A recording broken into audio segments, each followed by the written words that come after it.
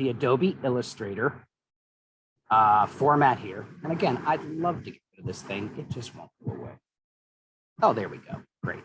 So here we have it. And you notice now again, just like we saw in Photoshop, here's our 11 by 17. Now they're calling it an artboard in Adobe Illustrator. And that's because if I go to my layers, you're going to notice there is a layer now, but this layer actually is nothing, right? When we created new inside of Photoshop, it gave us a white background layer.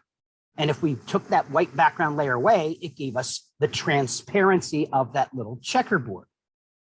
Well, Illustrator, again, is built mostly for print. So it suggests that you're going to be printing it on white.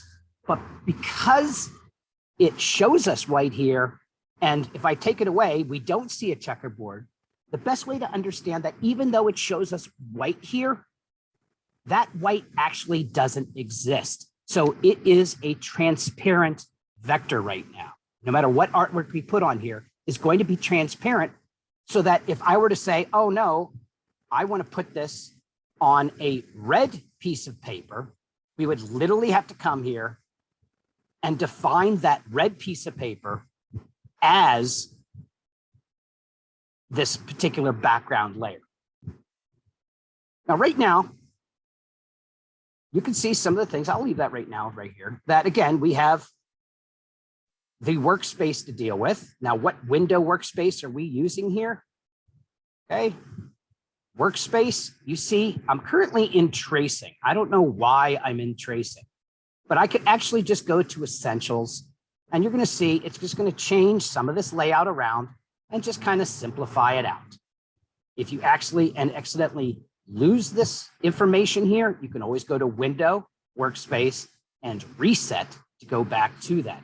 And you also see there are some workspaces here for other purposes and functions. There's even one for typography, because believe it or not, you can actually create your own font inside of Adobe Illustrator and save it as a font to type file, because typeface and fonts are actually vectors, because they can scale without losing quality when you're creating them. Now, that does not mean when you then save as a raster file, it's still going to pixelate it and convert it to a raster, but the tool of the type tool or the typeface you make is a vector, because again, you're not losing quality when you scale it up or scale it down until you save it as a raster file. So I'm just sticking with essentials here. Now, across the top, I like to go backwards here because it's kind of like I did in Photoshop here. Obviously, we've got other windows than what are available on the right-hand side. By default, it gives us a properties. And you can see, because I have nothing selected, it's giving me the properties of the entire artboard. So you can even see here where if I want to switch to a white, I can do that. Yeah. I can add rulers. I can add grids and guidelines. I can adjust my snap functions. Okay, I can choose my keyboard increment. So that's just moving my arrow left and right. But if I were to select something in my properties, it's going to get me the properties of that which is selected. So this is simply telling me that this is, 8 inches, 8.4 inches by 5.9 inches. I can change its angle, see, right here.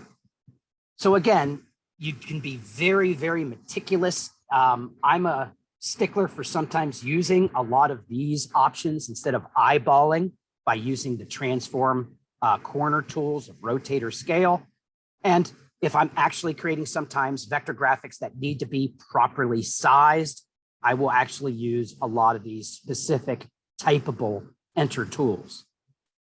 You see here now, we're dealing with a slightly different color palette choice over here. Remember when we were in Photoshop, we had a foreground and a background color. Well, here it's giving me, you see it again, repeated over here. It's giving me a fill color, which I can then change to either a palette or I can double click, see, and change and adjust it here. It's also going to give me a stroke color. So you see my stroke color is active as a black stroke. So this is where, again, we have to separate what we've learned in Photoshop working with raster, because in vector, like we've learned, it's a shape and line and curve tool. So what this isn't simply a rectangle, right? This is actually a shape, or often also called a container, that is filled with green and has a black stroke. Now, if I want to change that, I can put a different color stroke on that. I could also increase the size of this stroke, okay, by going up and down like so. And I could also click on the word stroke to get some other options, such as I can change the corners to be round. Okay. I can put the alignment of the stroke on the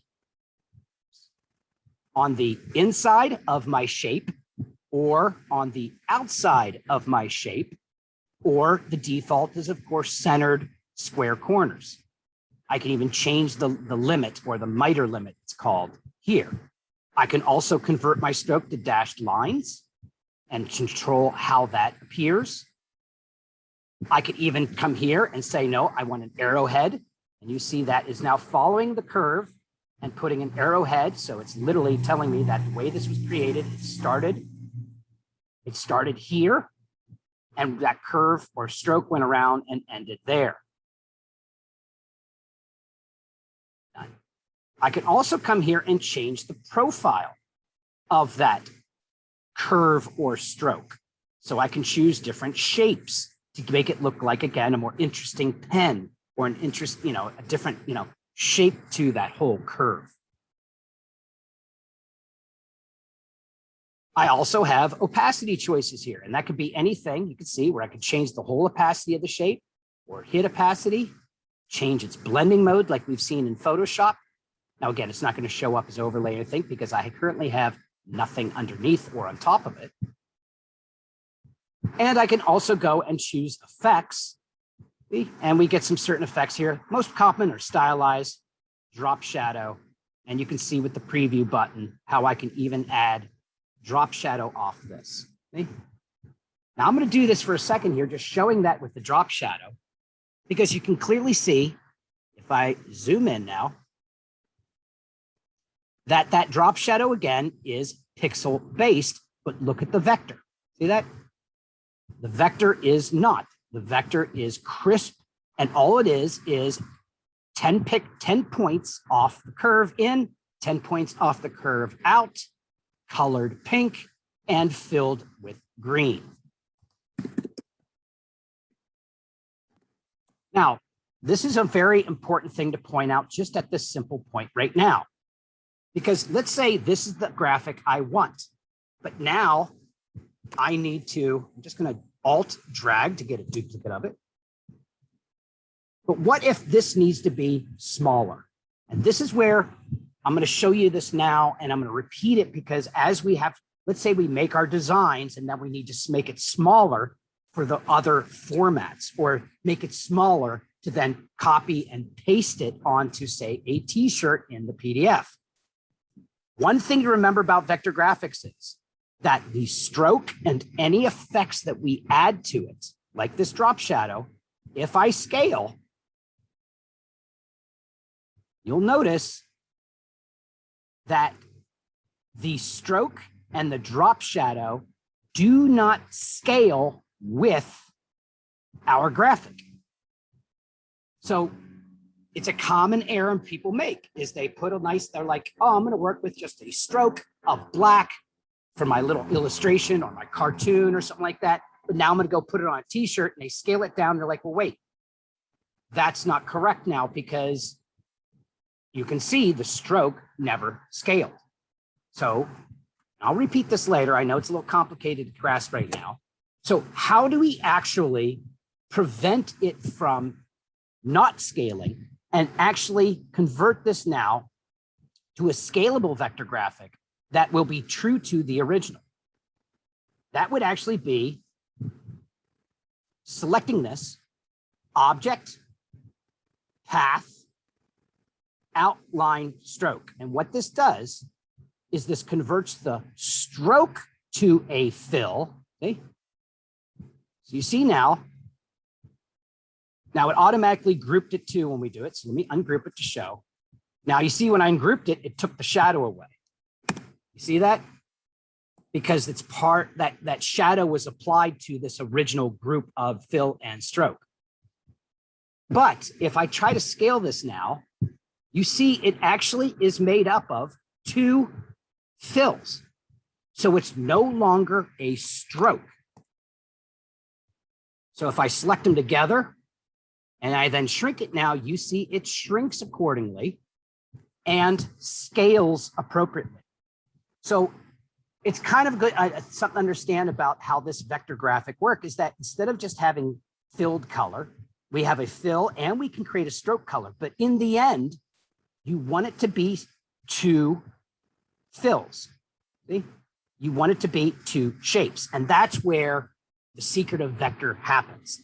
It's kind of like, again, one of the best practices when you're doing like my typical idea for designing logos or even creating like cartoons inside of Illustrator. You often, what you want to create is a single color, black and white first. And that's just because that single color black and white will be the simplest version of that logo or that design. And then you can go back and extract it back into its individual shapes and not have to battle with the stroke. And that kind of is the same problem you would have. Let me just grab the T tool here just to show you, right? That if we're dealing with text, so you see I can highlight that text there, go to my properties, increase that.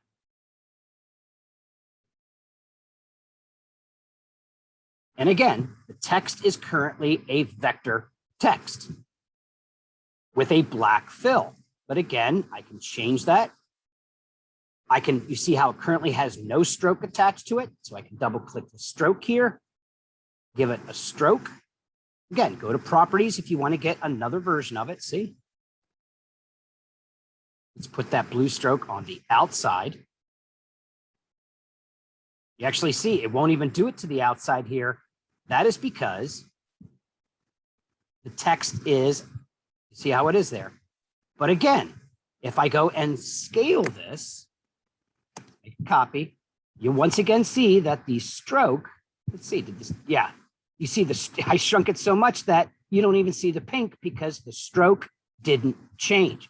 So once again, if you're creating text and you want to work with it now in a scalable format, you would need to go to, now you can go up here to type or into object, but it's also a right click to create the outlines. So it's no longer text.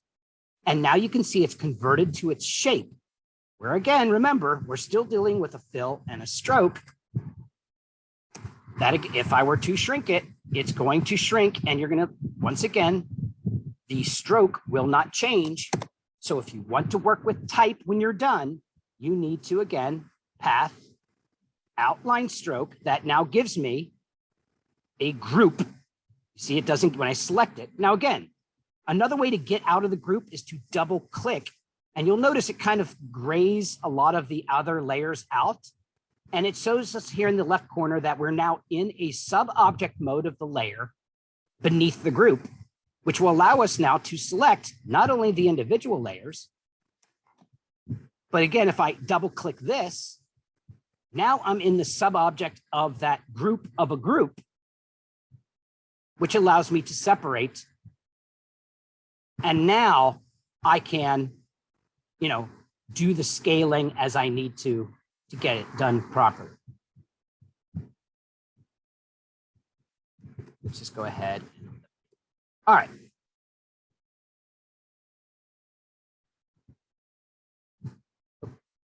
You see, I added that palette that wasn't in the original. So if I want to actually get that back, I can add it and just drop it in. And now I'm making my own custom workspace here by adding those into my layout or my user interface. So let's go back from here. So we know how we can add certain windows that aren't here by default.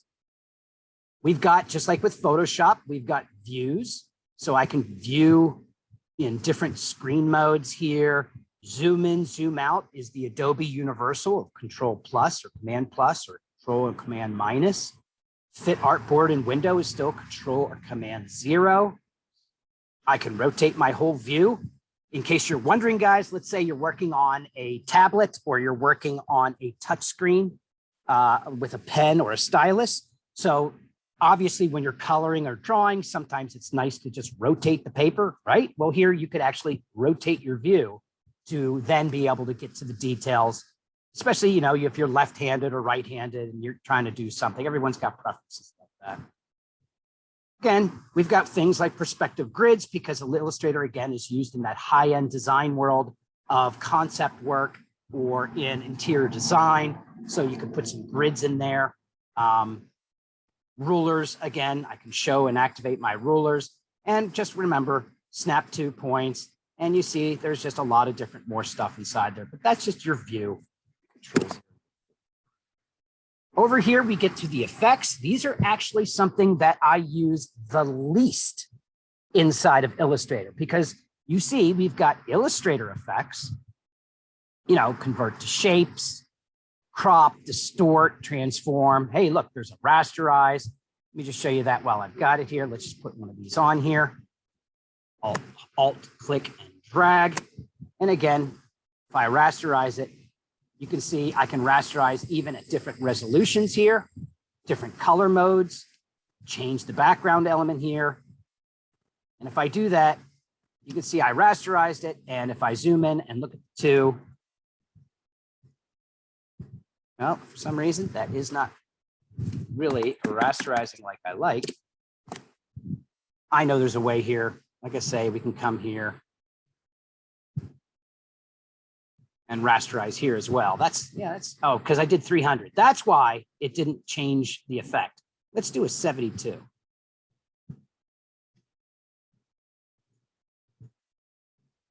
Very curious.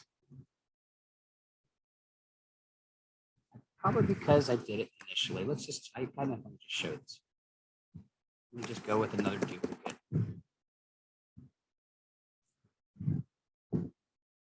And try that again. Object, rasterize, 72.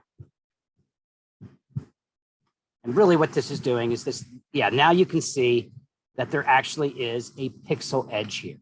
Now, it doesn't really show up that much here because it's a simple geometry. Let me go ahead and use something that is a little different. Just use ellipse.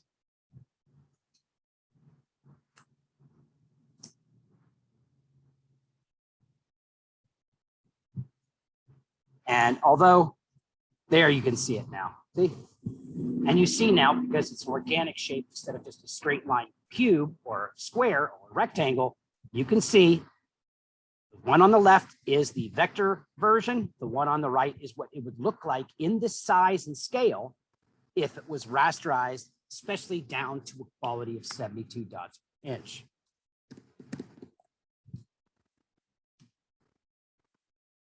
But you also notice there's Illustrator effects. Like I said, I already showed you stylized, like where you can drop a shadow, or I'll show you this later, the feather. You see that actually basically rasterizes and feathers the outside edge, even though it's still a shape. So the shape hasn't changed, it's just feathering the outer edge. And that's how you can get some softer graphics or something like that. But down below, you see here, we also have some Photoshop effects. You know, artistics, blurs, distorts, brushstrokes, sketch, stylized. And, you know, so I could come here and say, no, let me do a halftone paper effect on this. And you can see what it's basically. Now, it's not going to show me anything here other than black because, well, it's a single color value. If this was, say, a gradient, let's try that. There we go, something like that. And I was to do a Photoshop effect of that halftone, you would see here that it would literally convert it to a halftone print style.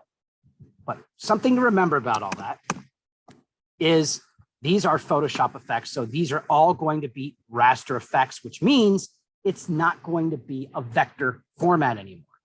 So that's where we don't really use these, because if I'm going for something like this, I might as well just take this back into Photoshop and use those raster effects. We also see here, we have our basic selections, Control A or Command A to select all, deselect. My favorite, of course, I'm always using inverse. Object above, object below. That's when we're stacking our layers. Okay. Just some interesting little objects here, all that kind of available.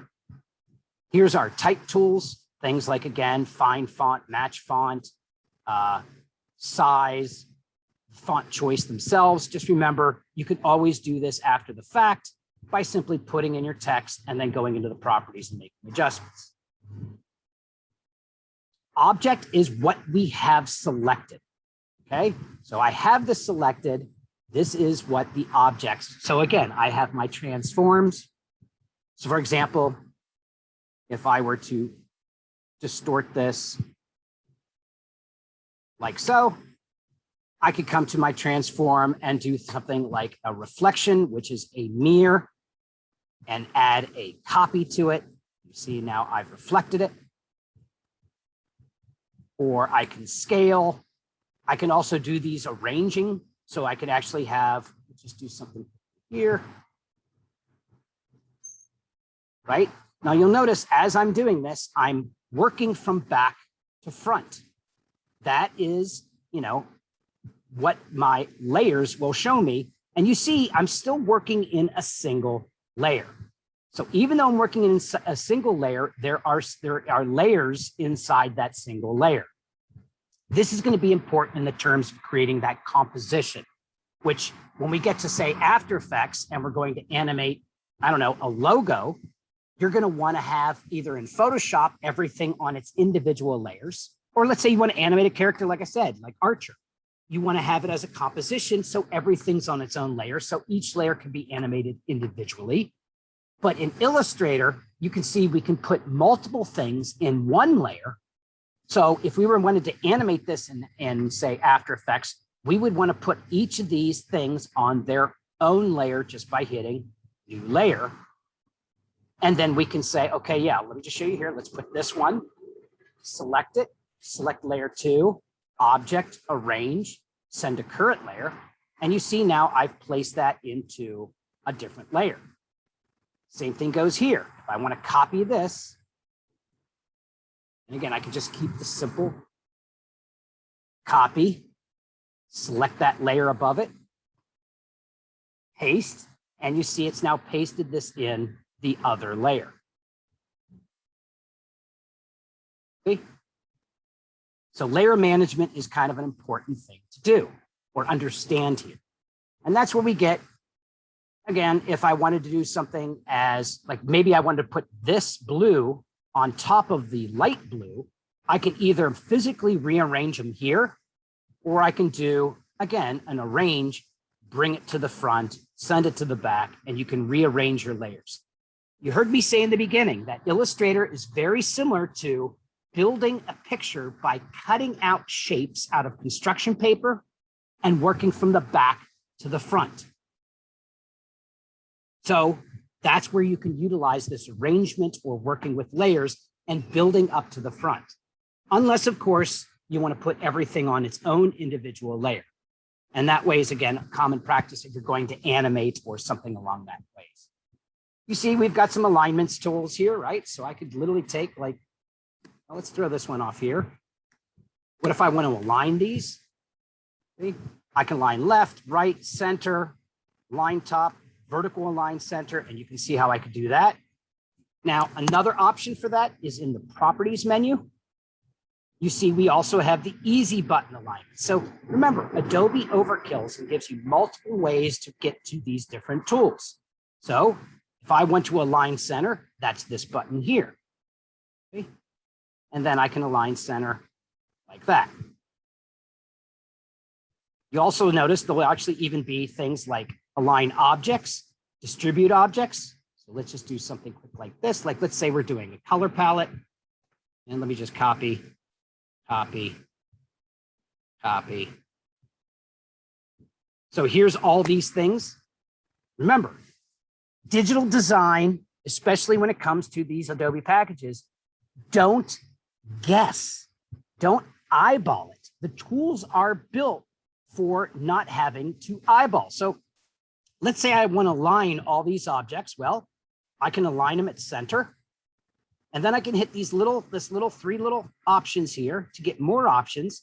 And then I can say, yeah, and make them equally distant apart And now I've aligned them and distributed them equally. So I don't have to guess.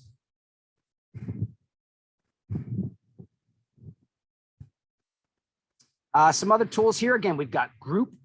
That's kind of nice, like I said. So if I want this to actually work as one instead of two different things, I can select them. Object group, which is Control or Command G, or ungroup. We're going to be using a lot of that because when we create content, like I showed you, when I had to do that path outline stroke, it automatically grouped that now into a stroke and fill into two fills or two shapes.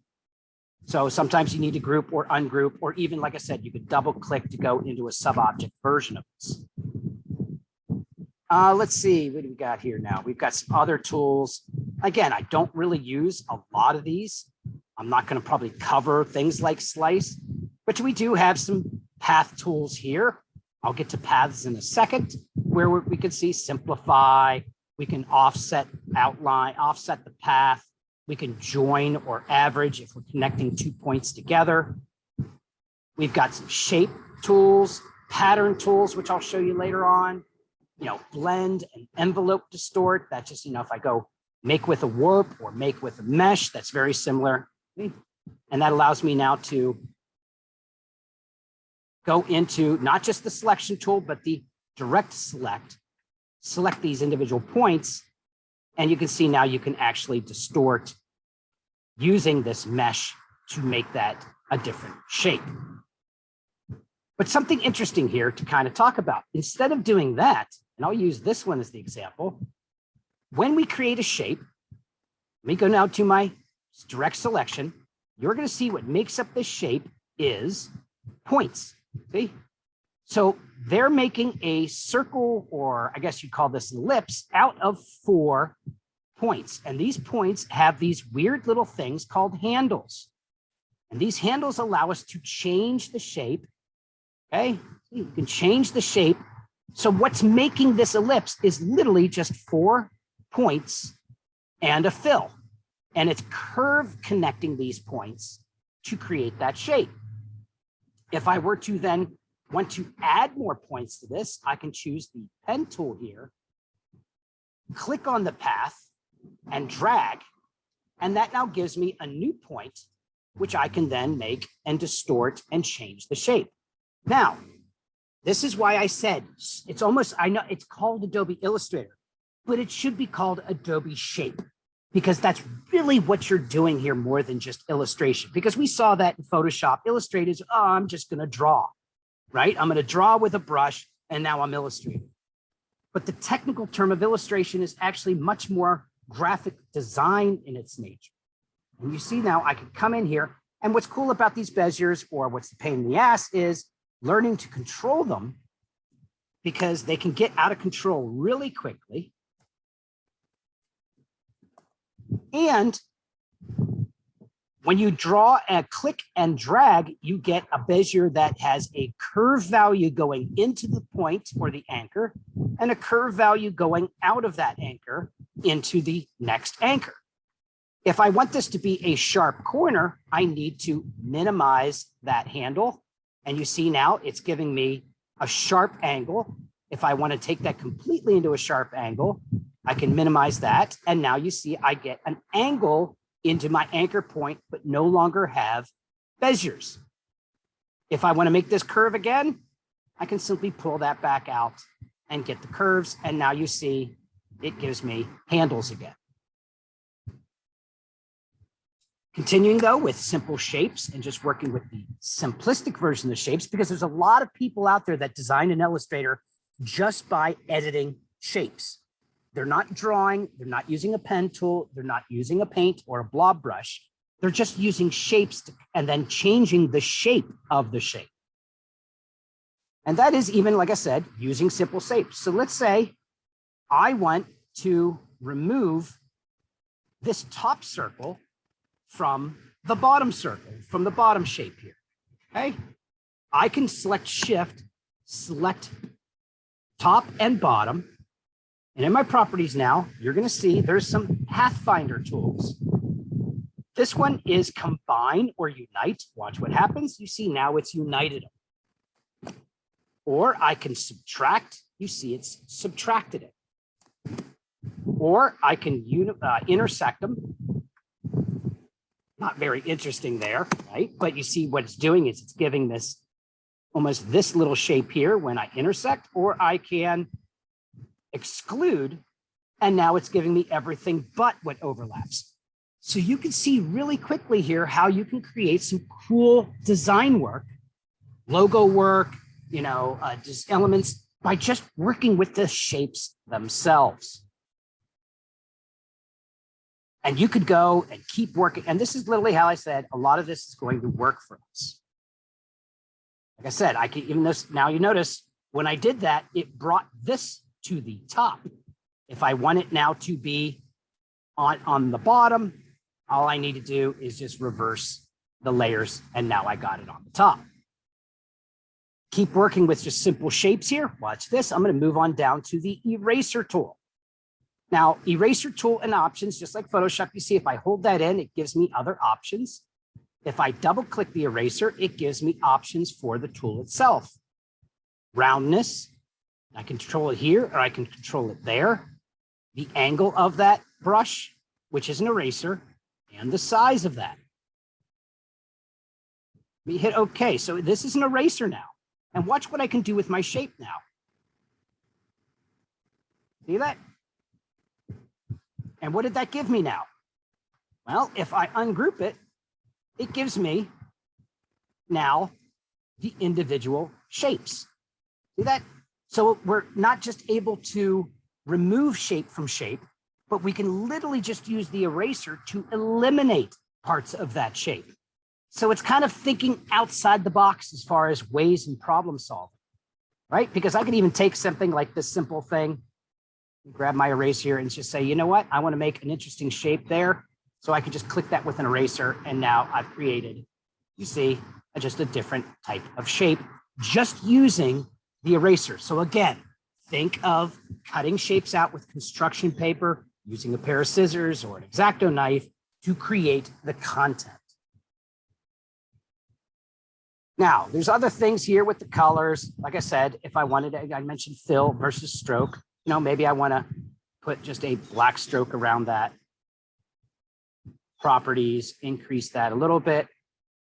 Just remember, before we live with that, we need to go to Object, Path, Outline Stroke, see, to now have it be now a group which contains two shapes. So even though they give us the option of stroke, stroke is not something you want to be there when you're done, because as I said, it will mess up when you go to scale if you leave that stroke in there.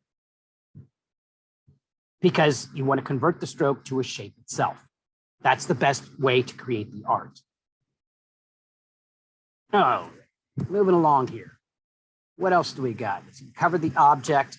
And again, some of these will come back. You see there's even this thing like live paint and image trace, which I'll show you next week. There is a perspective grid and things we can play with perspective.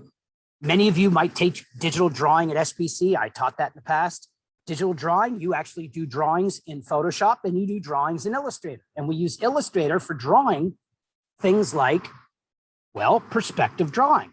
Because if you plot a point, you can then use a lot of these simple tools like, use the line tool to, pick a vanishing point. Some of you know that, right? So let me just quickly just show you what I'm talking about here, right? So if I say, let me just do this and eliminate my stroke. So if I say there's a vanishing point, there's a vanishing point, that's my horizon line, right? I can start by saying, all right, well, there's a rectangle, right? And I can simply say, this is going to require me to do it on another layer. Let me just come here, take my layer here, go ahead and lock it. And you can see here how we can do simple examples here of perspective drawing.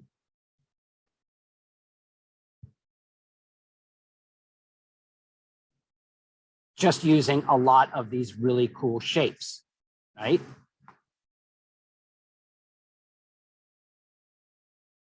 Something tells me I did this incorrectly. Yeah.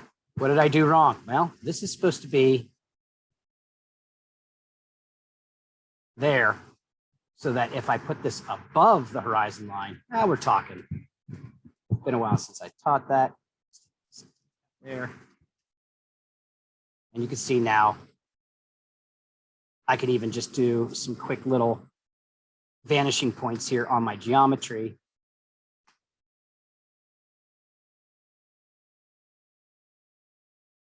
See? And start to do perspective drawings. And then I would literally use like my polygon tool here. Let's go ahead and lock both these layers. And then I can come here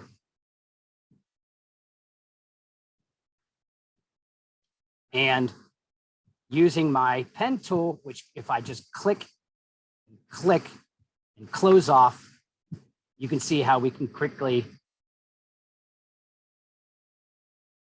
create the illusion of geometry in a perspective effect. And that actually is a good stepping point over now to the drawing tools.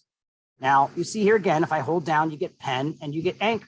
I'm just going to start with the pen tool. The pen tool, we kind of saw it last week in Photoshop where we were using it to cut things out. And I showed you where, yeah, you can click and drag, click and drag, click and drag. Now you see it's filling my drawing with the fill as I go along. I could actually swap that just to get my stroke version. Right? And I can then control the shape. And if I need to make an adjustment, I can then come back here and make any adjustment I need to. Or as I showed you here, I can switch to an anchor point tool and just say, no, that needs to be a 90 or an angle. See that? So that's now sharp in and out instead of curved in and out to get a shape. But at the same time, I can do something like that just by coming in here. Kind of like the way, let me swap it so we can see it. By just going and making a lot of click, click, click, click, click, clicks.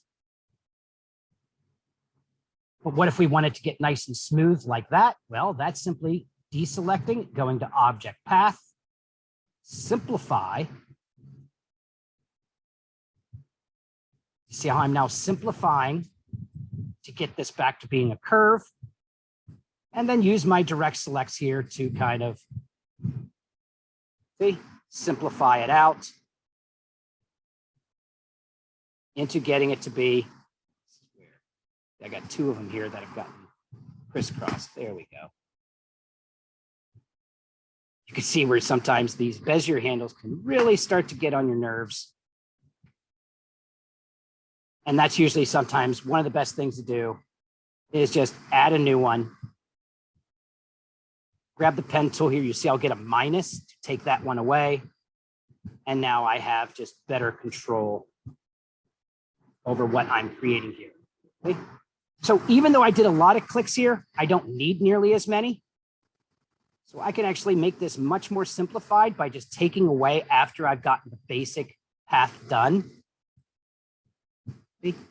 Take that one away.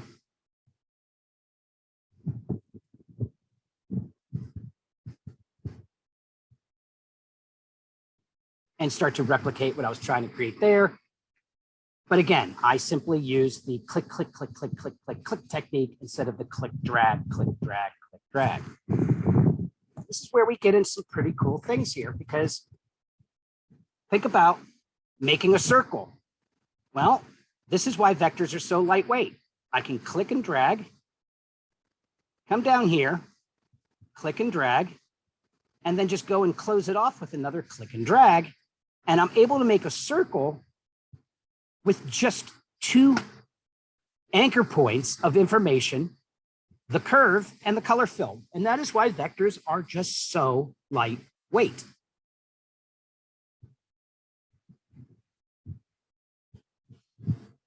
We also have, other than this traditional pen tool, we have a curve pen tool, which again, some of you might say, oh, that's what I'm going to use. I'm going to use the curve pen. And you can see when we click, it will automatically smooth out the connecting curve. The problem, of course, is when you try to get into lots of detail, you're kind of, this is where, again, we might want to see the curve of the stroke. You can see you're like, oh yeah, well, what if I want to get much more closer. You see how it starts to get a little out of control on you. That means that you have to come back here now, choose the path tool to make whatever corrections you think you need. So even though this is a little bit easier tool to use, the curvature tool, there is no easy tool. How about that? That's all. Again, I'll be showing you the easy tool next week. So we have the pen tool. We also have this thing here called the paintbrush. Now, pay attention to the fill and stroke value as I start to draw with this paintbrush. In fact, let me go ahead, swap, just use black. Okay, so I have this normal paintbrush on. And when I draw with this, you can see, what does it create here? Well, whoops, that. The paintbrush tool, as you can clearly see, it's a stroke. It is not a fill. So be aware and that's what this normal everyday paintbrush tool does. And again, if I double click it, look at what we have here. Remember in Photoshop to make it smoother using a mouse, you can see where I can change the smoothness value. So let's say 100% accurate. And I drink too much coffee. And I'm trying to draw a straight line with a mouse. That's the result. As opposed to if I move this to smooth and try to make a straight line, even though I had too much coffee, watch when I release, you see how it actually smooths out. So again, even if you think you've got bad mouse technique, right? You can still adjust the use of these painting tools for accuracy or smoothness. You'll also notice again, if I go into the properties, you're going to see that this brush tool is currently doing a 5-point round brush. There's an entire library of additional brushes. You can see we've even got some basics here. Now again, if I do this, it gives me like a charcoal brush, but again, that's just a shape that's designed along that path. See? If I want it to actually be a shape, remember we have to path, outline, stroke now, and now we get it as a physical shape. And there's some other brushes here. Like I say, you get, there's a feathery brush and there's an entire library. I just like to keep it simple here. Maybe you want more of an oval shape to your brush, see? You get more of a calligraphy style.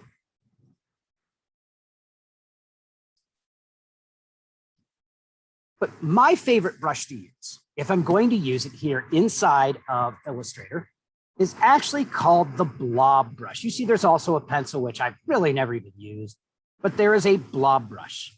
And if I double click that blob brush, you see it gives us a lot more options. It gives us our accuracy, right, to smooth. It allows us to, so like the eraser, it allows us to change the shape and the angle and the roundness value and the size. But what's cool about the blob brush is what it paints. Remember, we kind of almost want to avoid strokes. So, but look what I do with the blob brush here. I actually painted the fill. So you are painting the shape. So the blob brush is like the opposite of the eraser brush. It actually allows you to paint shape. And what's really cool about it, let me just eliminate those a second. Let me make this be a little smaller. Is that think of this blob brush as the ultimate digital Sharpie marker so that I could come in here and as long as I seal things off, and this is very similar to the way we did Photoshop, right? And I close these things off.